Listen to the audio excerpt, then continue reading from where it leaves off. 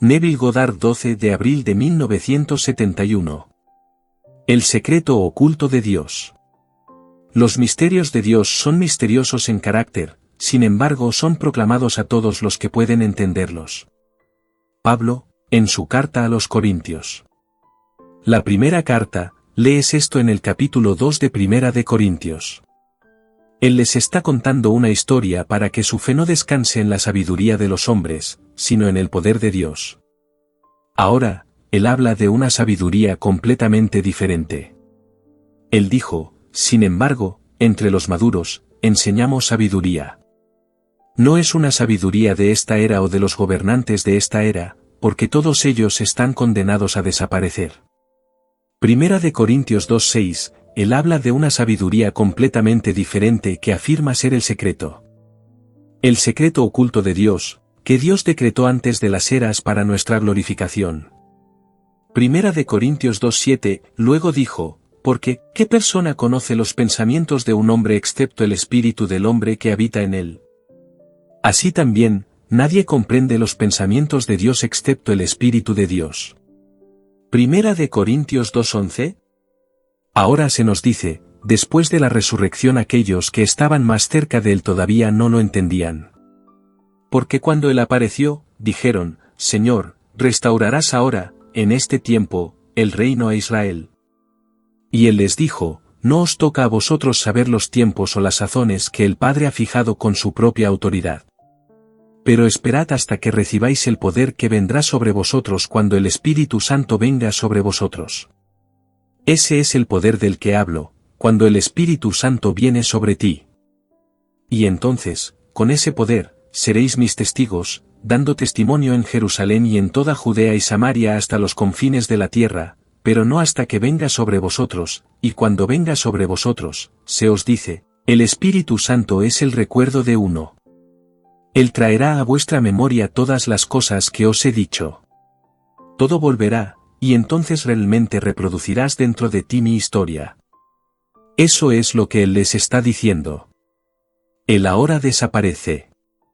Él les ha revelado ahora el verdadero éxodo, que el éxodo del Antiguo Testamento era una adumbración. Una prefiguración. La resurrección seguida por el nacimiento de lo alto es el verdadero éxodo de este mundo de lágrimas, este mundo de esclavitud.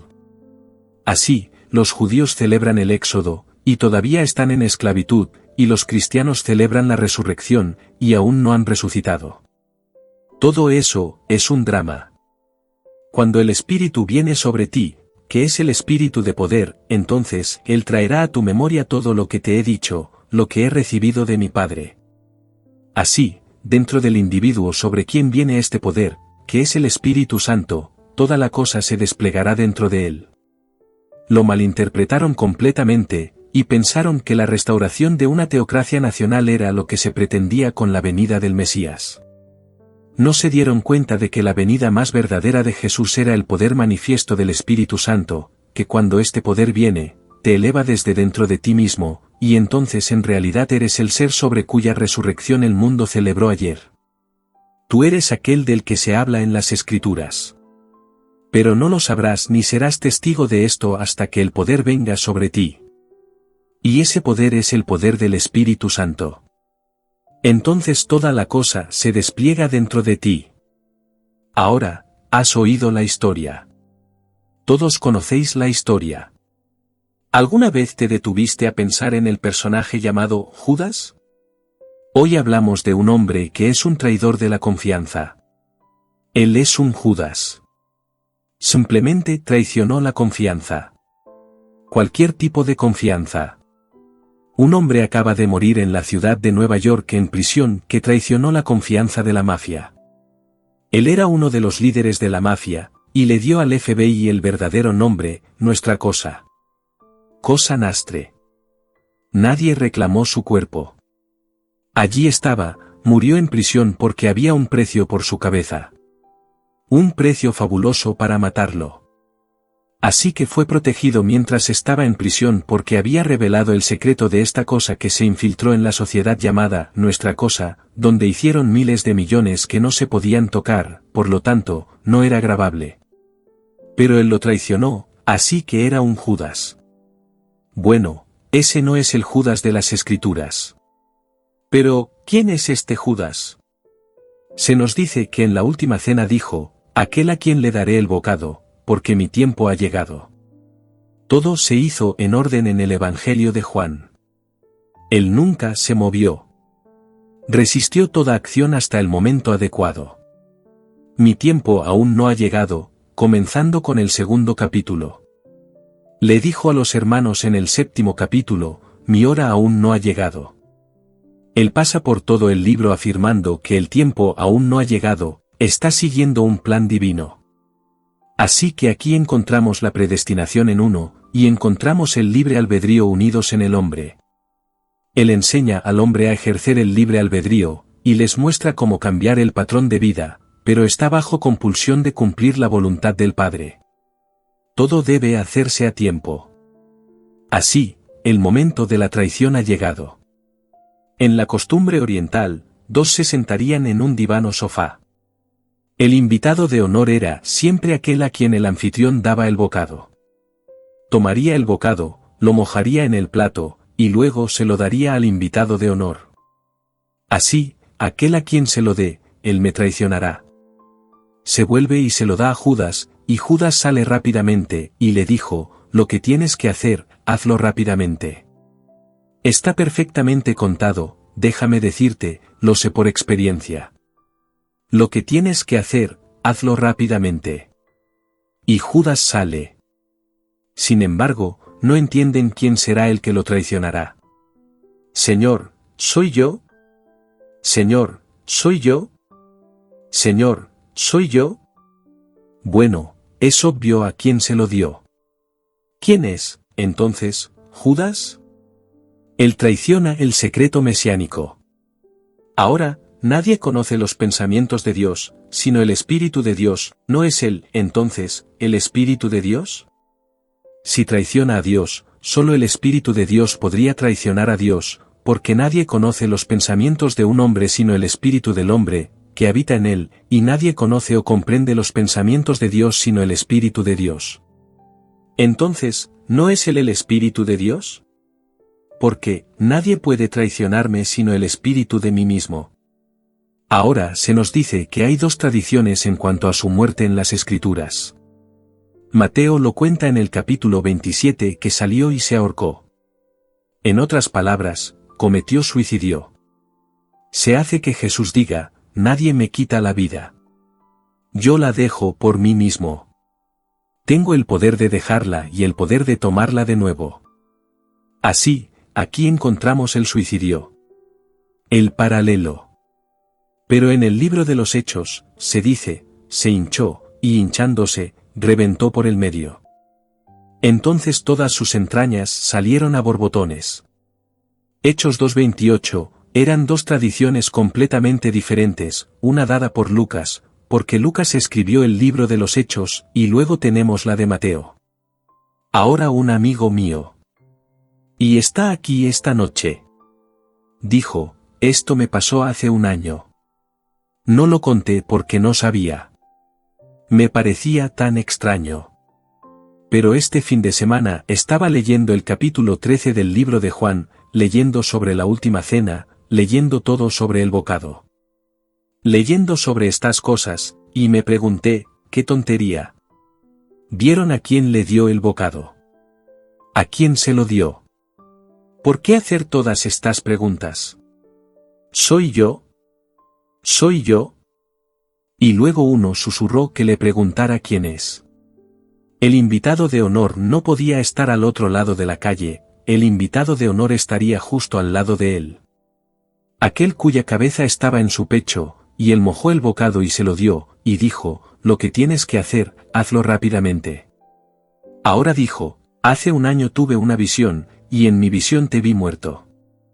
Estabas muerto. Estabas vestido de blanco. Blanco radiante, y tus entrañas estaban completamente fuera. Esa fue tu muerte. Sin entenderlo, dudé en mencionarlo porque me pareció en ese momento que ese sería Judas. Y así, te vi vestido de blanco. Blanco radiante, y estabas muerto, y tu muerte fue causada por la hinchazón y el reventón en tu medio, y salieron todas tus entrañas, a borbotones. Aquí estaba Neville, y estaba muerto. Él vio la visión perfecta. Te digo, cuando sucede todo en ti, todo lo que contemplas, aunque parece estar fuera, está dentro, en tu propia maravillosa imaginación humana, de la cual este mundo de mortalidad no es más que una sombra. Blake, de Jerusalén. Así que, todos estos personajes están dentro de él mismo. Y el más cercano a él es el espíritu de sí mismo, que es Judas. La palabra Judas es la misma que Judá. El mencionado en la genealogía. Y hablando de la genealogía, Jacob fue el padre de Judá y sus hermanos. Mateo 1:2 no mencionó a los 3 primeros hermanos. Nunca mencionó a los 3 primeros, salta sobre los 3 primeros y va al cuarto, Judá. Judá significa la mano, pero es la mano de Dios, el poder de Dios. Es el poder creativo de Dios, el poder directivo de Dios que puede cumplir su propósito. Y su propósito es darse a sí mismo al hombre. La historia de Jesús es la biografía de Dios. Ese es Dios. Ahora, cuando eso se despliega en el hombre, Dios ha tenido éxito en darse a sí mismo al hombre. Ese hombre entonces lo cuenta. Así que, hoy aquí señalamos a un individuo como si esta cosa hubiera sucedido en la tierra. No sucedió en la tierra. Este es el plan de Dios. Todo está escrito en las Escrituras. Cuando sucede en ti, lees las Escrituras para encontrar el paralelo, pero toda la cosa está teniendo lugar en un mundo sobrenatural. Todo dentro de ti. Él habla al hombre a través del medio de los sueños, pero se revela a sí mismo en visión. Es Dios revelándose a sí mismo. Entonces, uno que viene a mi mundo. Y nadie viene a menos que el Padre dentro de mí lo llame. Él tiene una visión. Dudó durante bastante tiempo en decírmelo debido a la tradición concerniente a Judas. Él era aquel cuyas entrañas, mientras se hinchaba, reventó por el medio, y todas sus entrañas salieron a borbotones. Él era el que traicionó el secreto, como yo lo traiciono cada vez que subo a esta plataforma. Les estoy diciendo el secreto de Dios cada vez que subo a esta plataforma. Estoy interpretando el papel de Judas cada lunes y viernes por la noche. Lo interpreto cada vez que hablo con un amigo. Si me llaman por teléfono, estoy traicionando el secreto. No he venido para abolir la ley y los profetas, sino para cumplirlos. Así que, te digo la ley. Reinterpreto la ley psicológicamente, y te digo que, una suposición, aunque falsa, si se persiste en ella se endurecerá en hecho. Sir Anthony Eden. Hace 2000 años escuchaste esa misma declaración contada de esta manera: todo lo que desees, cree que lo has recibido, y lo tendrás. Es la misma cosa idéntica contada de una forma más moderna. La misma cosa. Si te atreves a asumir esto, aquello o lo otro, y persistes en tu suposición, se endurecerá en hecho y se proyectará en la pantalla del espacio. Esa es la ley. Es psicológica. Ahora los profetas. Ellos predijeron los sufrimientos del que vendría, y hablaron de la gloria que sería suya. Primero, él fue elegido en él antes de la fundación del mundo. A los que de antemano conoció, también los predestinó para que fuesen hechos conformes a la imagen de su Hijo, y a los que predestinó, a estos también llamó, y a los que llamó, a estos también justificó, y a los que justificó, a estos también glorificó. Bueno, no puedes tomar estos 5 términos y llegar a otra conclusión que no sea la predestinación. Ese es el espíritu en el hombre cumpliendo la voluntad de Dios, llevando a ese hombre hasta Dios mismo. Porque la historia del Evangelio es la biografía de Dios. Cuando esa historia se despliega en el individuo en primera persona del singular y experiencia en tiempo presente, ahora es su biografía, y si es la biografía de Dios y es su experiencia, entonces, ¿quién es Él? Él es ese poder. Cuando ese poder viene sobre Él, Él es poder. ¿Y quién es el poder de Dios? Jesucristo. Cristo el poder de Dios y la sabiduría de Dios.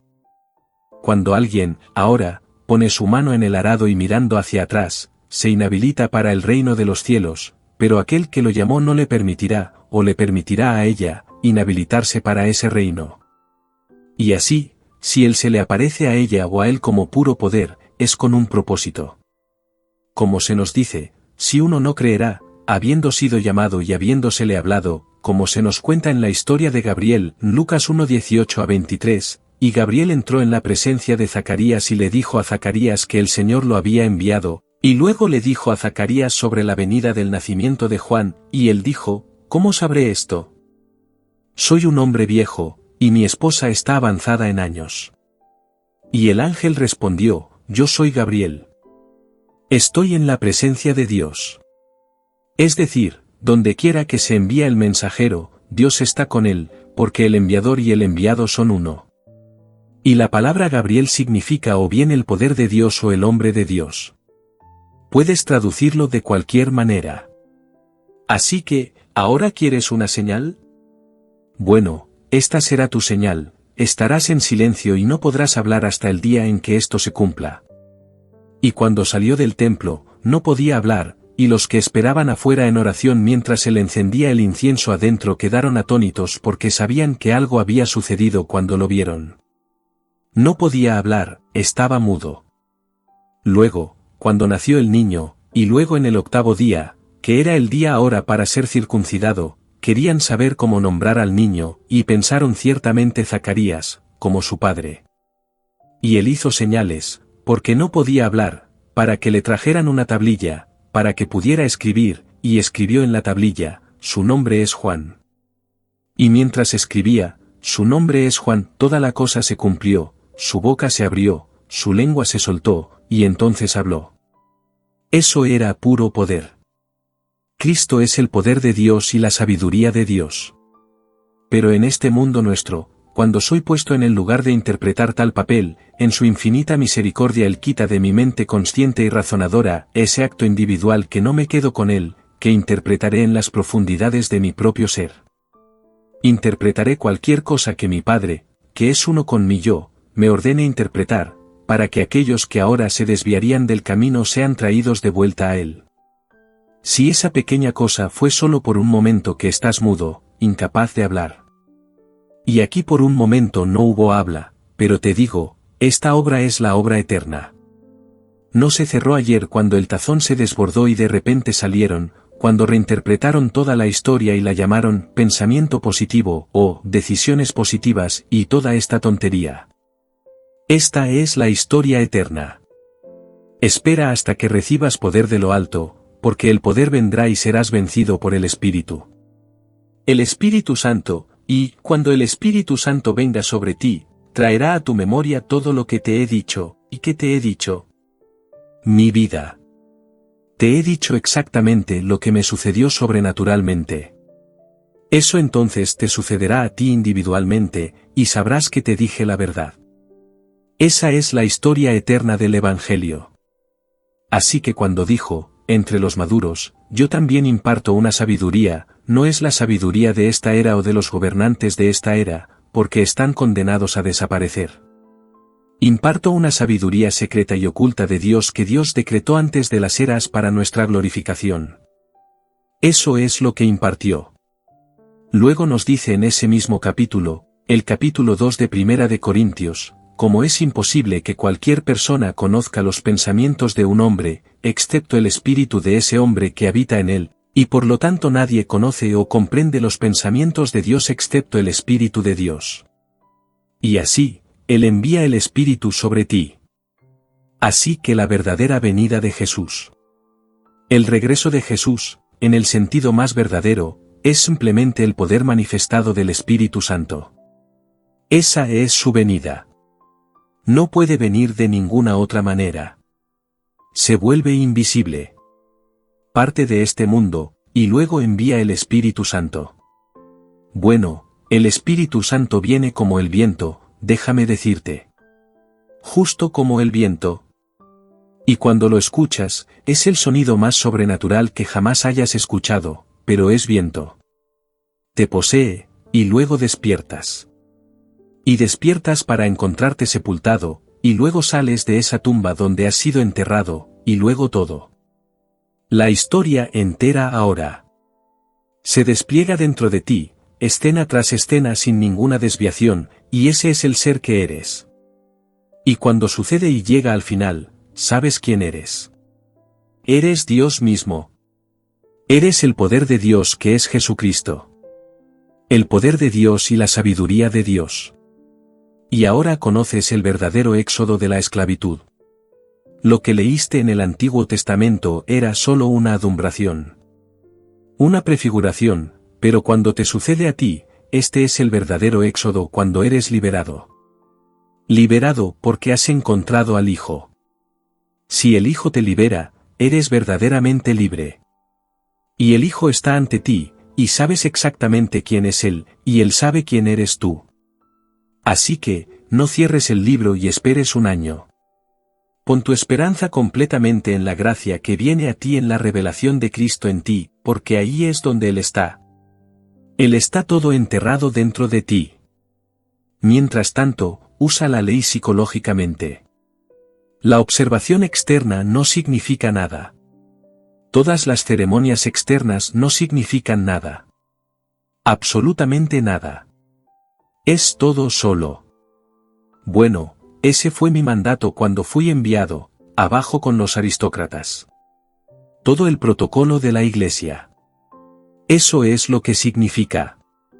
Abajo con ello completamente. No le prestes atención.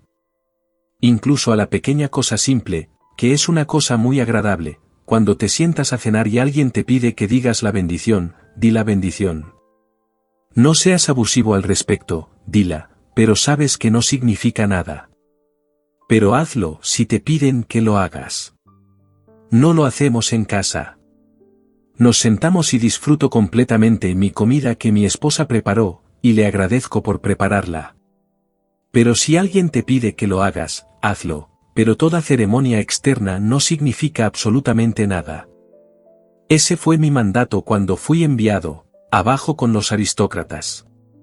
Abajo con todo el protocolo de la Iglesia. Así que, el llamado, besar los pies, que viste en esta imagen el otro día y el lavado de los pies de estos 12 hombres ancianos y besar los pies. Eso está fuera. No tiene nada que ver con el verdadero cristianismo. Te digo lo que es por experiencia. Él despertará dentro de ti, y entonces conocerás a cada uno de esos discípulos. ¿Qué aspecto de tu propio ser representa cada uno? Y aquel que estaba más cerca de él, aquel que era su amigo, aquel a quien le dio el trozo de honor. Ese era Judas, la mano de Dios. La mano directiva que podía cumplir su propósito final traicionando el secreto, como lo hago cada vez que hablo contigo. Traiciono el secreto de Dios. No puedo traicionarlo si no lo conozco. Nadie puede traicionar lo que no conoce, y por lo tanto uno debe primero conocerlo para traicionarlo. Pero lo estoy traicionando. Te estoy diciendo exactamente cómo sucede. Sucede de la manera que te he dicho.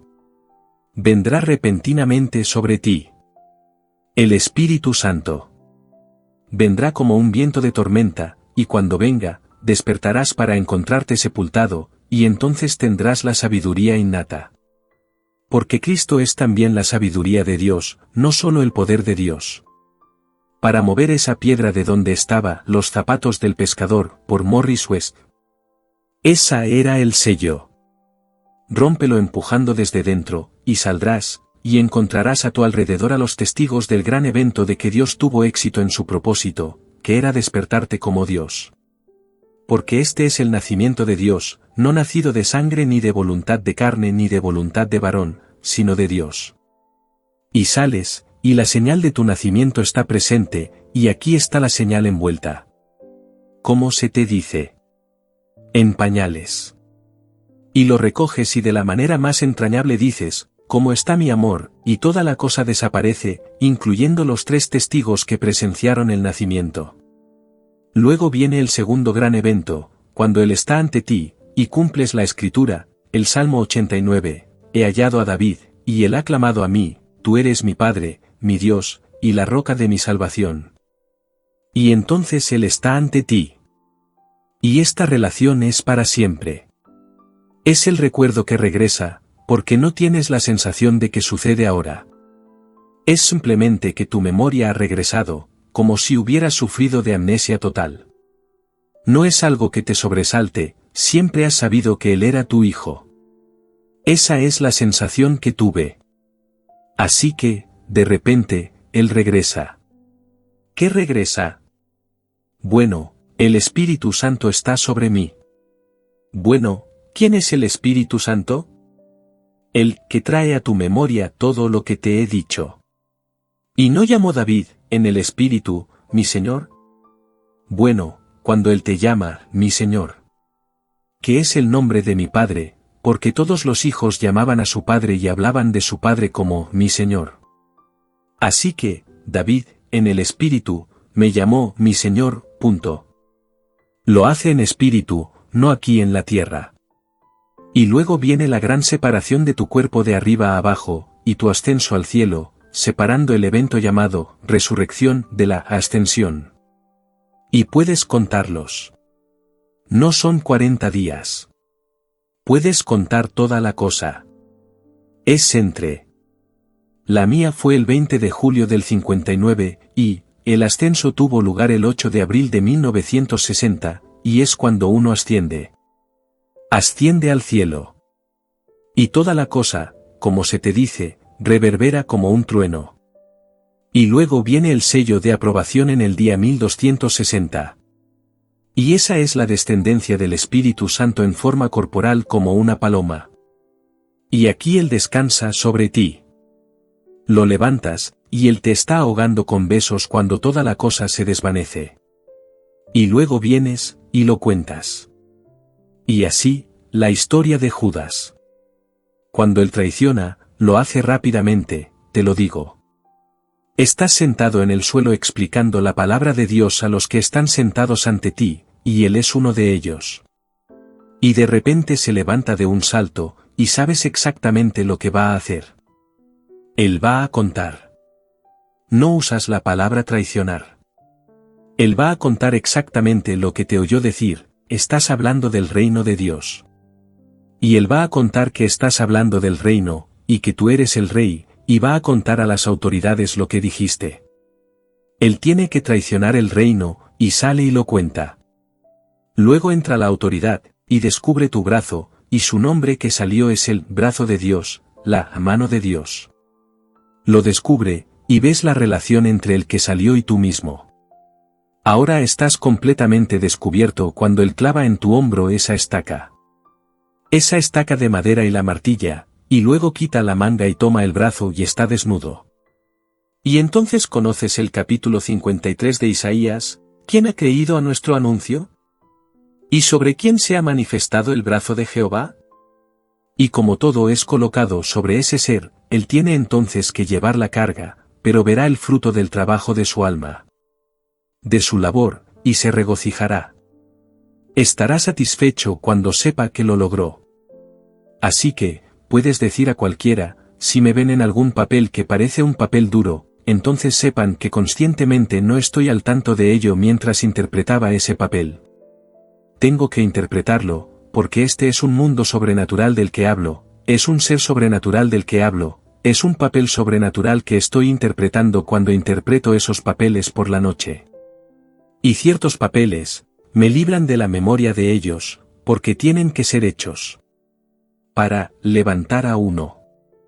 El que pone su mano en el arado y mira hacia atrás, no es apto para el reino de Dios. Lucas 9:62. ¿Y qué le hizo mirar hacia atrás? La duda. Cuestionaron, y así cuando Zacarías dijo, ¿cómo sabré esto? Soy un hombre viejo, y mi esposa está avanzada en años.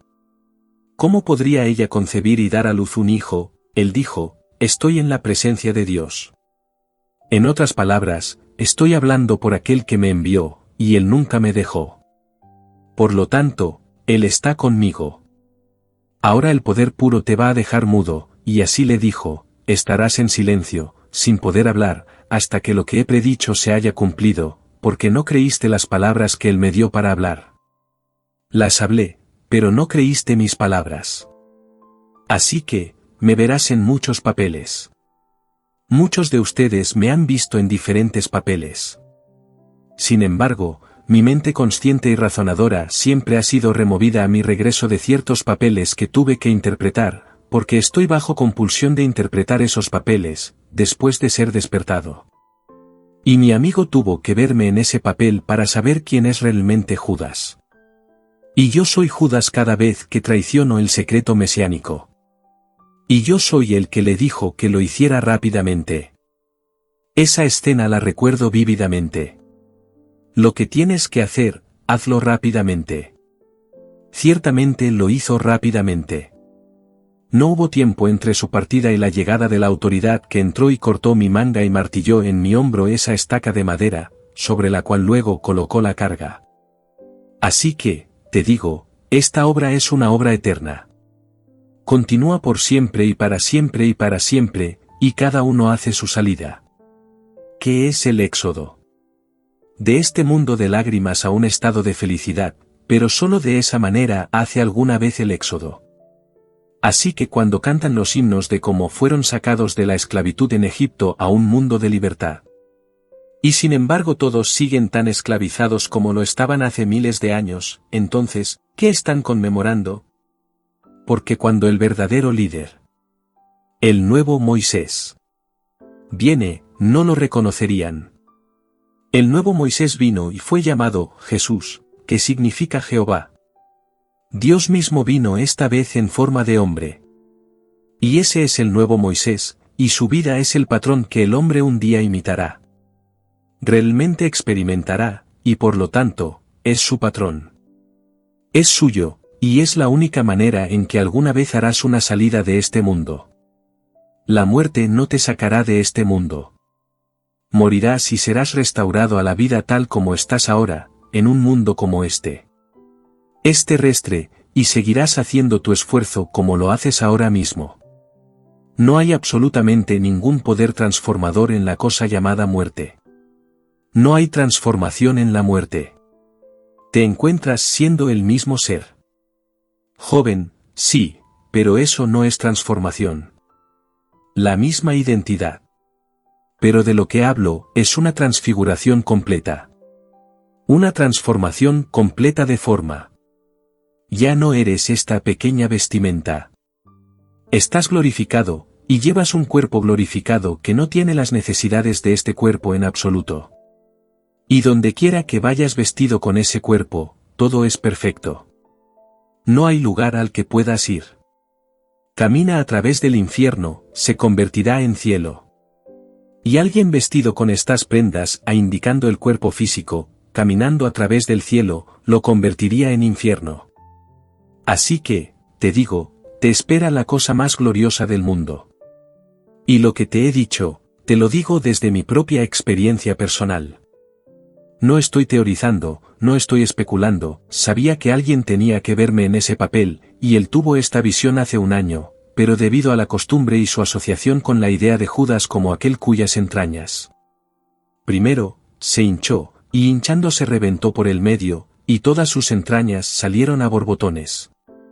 Y amándome como lo hace, y creyéndome como lo hace, no sabía cómo asociar eso con aquel a quien tanto ama y confía en que dice la verdad. Bueno, puedo decirte, son el mismo ser, porque él es el espíritu de él. El invitado de honor a quien le dio el bocado. Esa es la posición de honor, no alrededor de una mesa como la tenemos aquí en la imagen de Da Vinci. No había mesa, no en el mundo oriental. Te sentabas en un diván. No más de dos en cualquier momento, y los divanes estaban alrededor. Y el anfitrión, si alguna vez lo mojaba, tomaría un trozo de carne y lo mojaría, y aquel a quien le daba la carne o el trozo de pan. Ese era el bocado. Aquel a quien se lo daba, ese era el invitado de honor. Como nosotros hoy, sentados alrededor de la mesa, sentamos al invitado de honor a nuestra derecha, y aquí esa es la posición de honor. Pero allí, aquel cuya cabeza estaba en su pecho. Y él simplemente dijo, ¿quién es, ¿Quién está más cerca de ti sino tu espíritu? Así que, nadie conoce o comprende los pensamientos de Dios sino el Espíritu de Dios. Así que, si Dios alguna vez fue traicionado, solo podría ser traicionado por el Espíritu de Dios. Tenía que ser revelado. No podía ser descubierto por ningún razonamiento filosófico. Ningún hombre en este mundo, como se te dice en las Escrituras. El hombre no podía encontrar a Dios. Toda la sabiduría del hombre no podía encontrar a Dios. Dios tenía que revelarse a sí mismo, y la revelación es la traición de Dios. Él se traiciona a sí mismo revelándose al hombre. Y esta es la historia tal como está escrita y se nos cuenta en las Escrituras.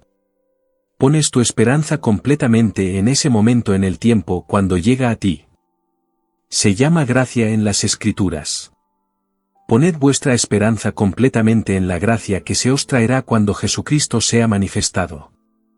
Bueno, la gracia es simplemente un don inmerecido y no ganado de Dios al hombre, y ese don es Dios mismo.